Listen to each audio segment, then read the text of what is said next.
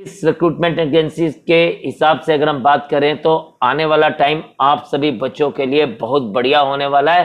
तो अभी से ही तैयारी में लग जाएं और अभी से ही उस पर्टिकुलर सिलेबस को तैयार करना शुरू कर दें।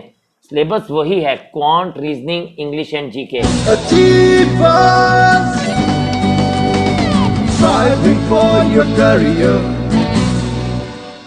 Good news for students, so are you aware of it? तो गवर्नमेंट ने एक नई रिक्रूटमेंट पॉलिसी लाई है, इसका तो आपको पता चल ही गया होगा। तो मैं सुकृत गुप्ता, डायरेक्टर अचीवर्स, आज आपके पास उन पॉलिसीज़ के ऊपर कुछ रोशनी डालने आया हूँ कि एक्चुअल में वो है क्या। कुछ बहुत अच्छी चीज़ें हैं जो गवर्नमेंट ने अच्छे स्टेप्स लिए हैं स्टूडेंट्स के लिए, और उन्हीं स्टेप्स के ऊपर मैं थोड़ी सी लाइट डालूंगा ताकि आपको चीज़ें क्लियर हो जाएं। जो आपके मन में शंका हैं और क्वेश्चंस हैं उसको मैं क्लियर कर पाऊँ।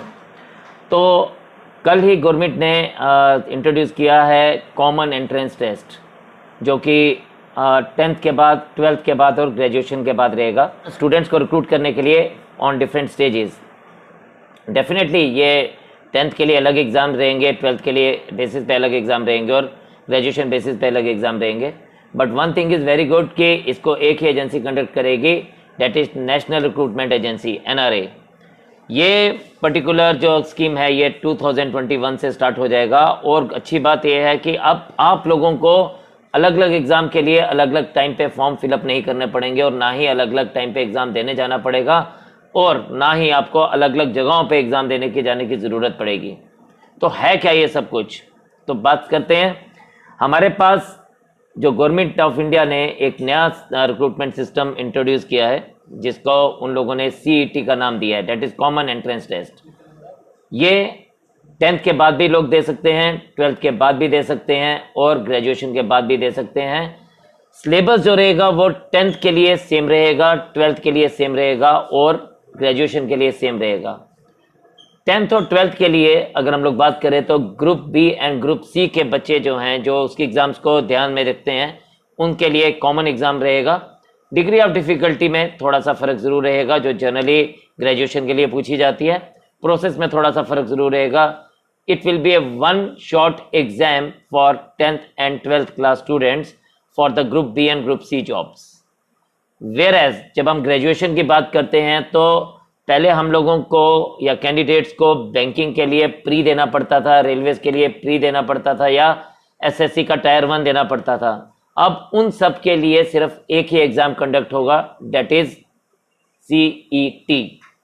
और जो भी उन लोगों का स्कोर रहेगा बच्चों का, और उनकी चॉइस के हिसाब से और मेरिट के हिसाब से वो फर्दर कंटिन्यू कर सकते हैं कि वो कहाँ जाना चाहते हैं, बैंकिंग की तरफ या SSC की तरफ या रेलवेज की तरफ।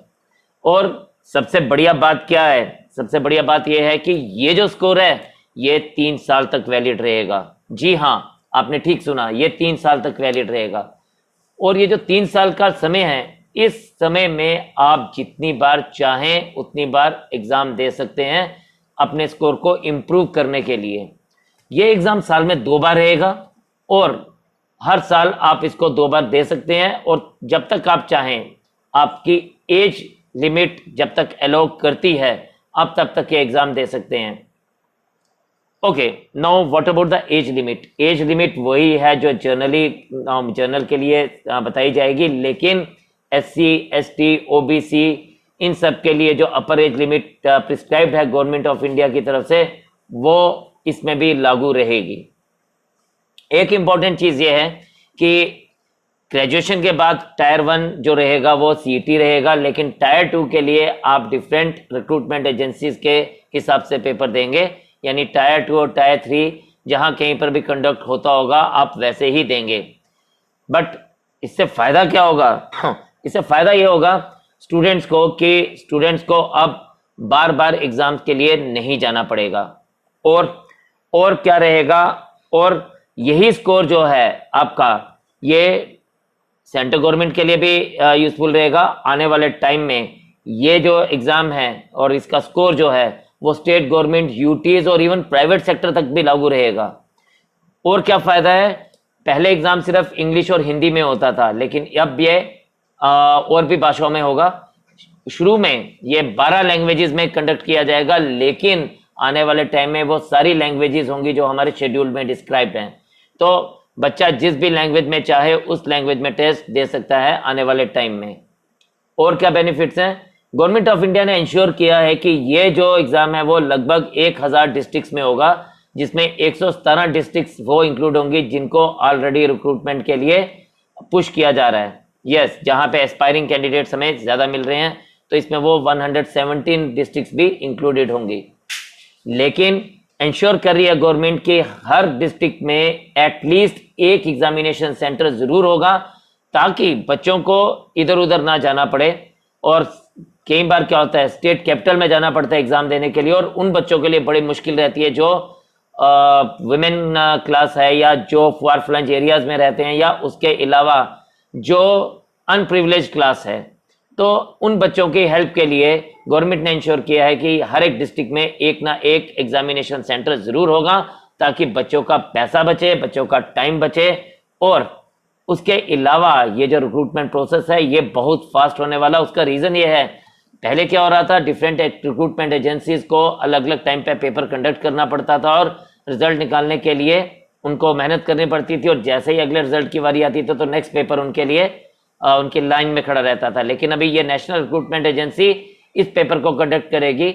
इससे क्या होगा, एक ही पेपर है सभी एग्जाम्स के लिए, तो डेफिनेटली रिजल्ट जो है वो जल्दी से निकलेगा और जो रिक्रूटमेंट प्रोसेस है वो फास्ट हो जाएगा। और सेकेंडली जो बाकी की रिक्रूटमेंट एजेंसीज हैं उनके ऊपर बर्डन नहीं रहेगा। तो अभी क्या है, इस रिक्रूटमेंट एजेंसीज के हिसाब से अगर हम बात करें तो आने वाला टाइम आप सभी बच्चों के लिए बहुत बढ़िया होने वाला है। तो अभी से ही तैयारी में लग जाएं और अभी से ही उस पर्टिकुलर सिलेबस को तैयार करना शुरू कर दें। सिलेबस वही है, quant, reasoning, English and GK.